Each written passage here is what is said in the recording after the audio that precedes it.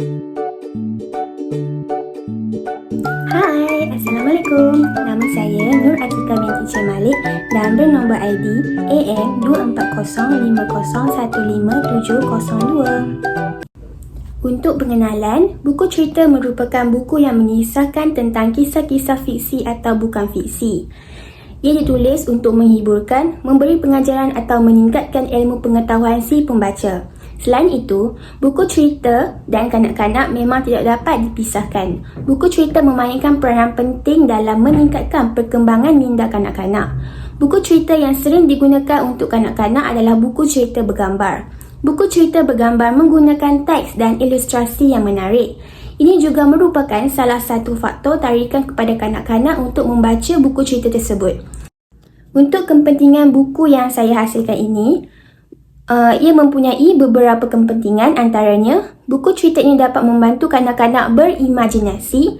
Mereka cuba untuk berfikir dan meneka apa yang telah berlaku pada muka surat seterusnya. Ini juga dapat disimpulkan bahawa ilustrasi sesebuah buku bergambar kanak-kanak sangat penting kerana kanak-kanak dapat meningkatkan pengetahuan dan berimajinasi berdasarkan apa yang telah mereka lihat. Buku yang baik dan menarik juga menyebabkan kanak-kanak ingin membacanya berkali-kali tanpa rasa jemu. Selain itu, yang saya hasilkan ini mempunyai pelbagai nilai dan pengajaran. Nilai yang terdapat dalam buku cerita ini, kita hendaklah mencontohi monyet dan gajah yang rajin. Seterusnya, kita perlulah mempunyai sifat tolong-menolong, dan pengajaran yang terakhir adalah janganlah menjadi seperti beruang yang sombong dan angkuh. Buku cerita yang telah saya hasilkan ialah bertajuk Beruang Yang Malas, iaitu mengisahkan tentang sekumpulan haiwan. Kumpulan haiwan tersebut terdiri daripada beruang, monyet dan gajah.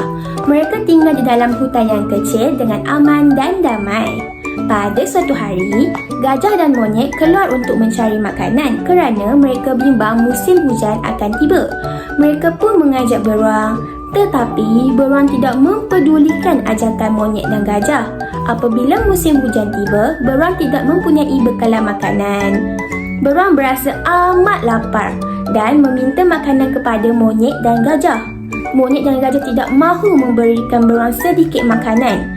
Tetapi apabila melihat muka beruang yang sedih, mereka memberikan sedikit makanan kepada beruang.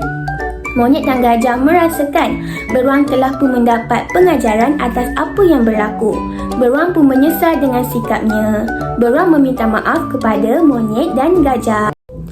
Kesimpulan keseluruhan dari buku cerita ini adalah tentang pentingnya bekerjasama, tolong-menolong dan penyesalan akibat tindakan mementingkan diri sendiri. Dalam cerita tersebut, seekor beruang tidak peduli dengan ajakan monyet dan gajah untuk mencari makanan bersama sebelum musim hujan tiba.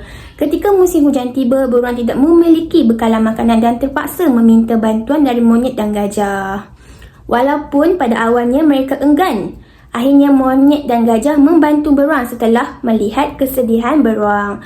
Beruang kemudian menyesal atas sikapnya dan meminta maaf kepada monyet dan gajah. Pesan moral dari cerita ini adalah kepentingan bersama dan saling membantu akan membawa kebaikan, dan seseorang harus belajar untuk tidak bersikap egois.